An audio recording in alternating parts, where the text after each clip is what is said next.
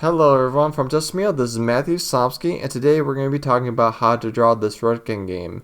This one is particular because usually two rooks and a pawn versus a rook is a win, but this one with the ace and f pawns is a draw. So I had this particular endgame in a red game years ago. So I was black in this case, my opponent was white, and he did not know the technique to draw this one. So I want to just provide you a way and a formula to draw this endgame with ease, and hopefully it'll be able to help you to draw this one. So the plan is, first of all, the first step is to have this rook be in the second rank and wait for the pawns and the king to advance from the board. So basically you want to have a check in the 8th rank. So right now it's not possible, but rook e2 doesn't matter if you go d2 or e2 or c2 or b2, but just do the second rank rook moves is the first step. So let's say h5. Doesn't matter, just rook g2. King g6 can be next, doesn't matter, the move orders.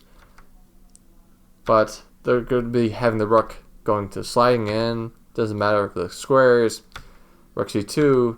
But now, in particular, is the key moment. The f pawn is h pawn, the king moved up a lot. So next, the second step. So my opponent in the red game that I talked about earlier, he does the really incorrect things. So he just shuffled his rook in the second rank and he lost this game. So I'm going to show you how he lost. Into it's like a paraphrase, not exactly the game, but let's say if they go shuffling between c2 and b2 forever, but it's not going to be drawing. So they can do king g4, rook c2. Black can do f4, so I can do rook b2 again, but f3. The king can go f2, h2 doesn't matter, but the same plan is for black is rook f4 to block this 4th rank from the checks. So the rook can go to c2 again, but h3. So the h2 square is in particular a danger zone, so we don't want to have this be faced of white. So king g1 is a must, and rook to e4 is a really lovely move for black to play. So white can try to do a check on the back rank, so doesn't matter, just king g3. So if they do the check on g8, rook g4 is blocking. So basically they can do this f8 to block f2, but h2 comes. King h1, f2. So it's going to be winning moves like rook f7, but black has a very awesome way to progress. So maybe white wants to stalemate himself with a really cheesy trick. Rook g7 there, and rook g3 is saying, aha, I got you for a draw, just checking you forever. But that's not true. So I'll just do king e4, and this h2 pawn will be taken.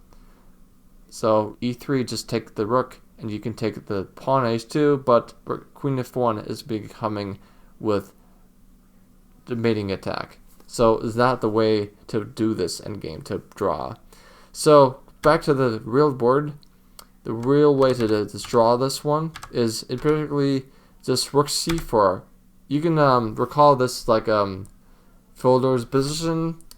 I think that there's a video about this topic in the other chess meal course, but you want to call off the king from this one, the 4th rank. So they can do f4, king g4 the same way, but we're going to be doing rook c8 now. So they can do rook g7, but we can do rook b8. Doesn't matter to do rook b8 or a8, doesn't matter, but you want to do the king and the rook be far away from each other. For my rook on the 8th rank, for the king on g5, just far away. So they can do king f5 and just doing a check on g7, but just king h3, attacking h4. So they can do f3, but the cool thing is we can do this check. So they can advance the king, but the king will be doing checks and voiding it forever and ever. So there's no progress to be made, and white has draw. So the cool thing is we have to have a couple things that we're going to be recapping it. So first of all, just shuffle around the second rank until we have this rook the pawns and the king being too far advanced to return, and just rook to the 8th rank to check him from behind. So just wait for them to come to you like this. So rook c4 now, because the king and the pawns are right now advanced. Just call it the king this way. This is step 2, very important step. So f4, there's many tries that could try to do, but if they go, and particularly rook a2 for example, then we can just shuffle around the king. We can do something like this. Doesn't matter the draw. If it go there, just go back. No progress to be made by black. So let's say if they go in particular f4, the same thing method, but just rook c8, just checking from behind. But if you block that, doesn't matter, just doing shuffling. There's no way to progress because there's no h3, no f3. There's a check, but just king h3. f3 doesn't matter, but just check forever and ever, and the draw will be achieved. So hopefully you're going to be learning this technique and you're not going to be losing this endgame.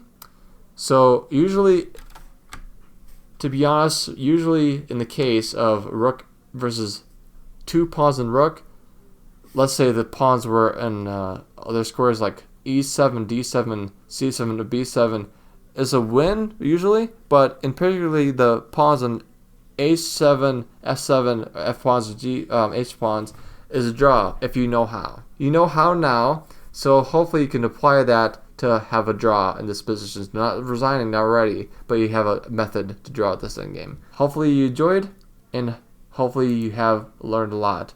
And I'll see you guys later.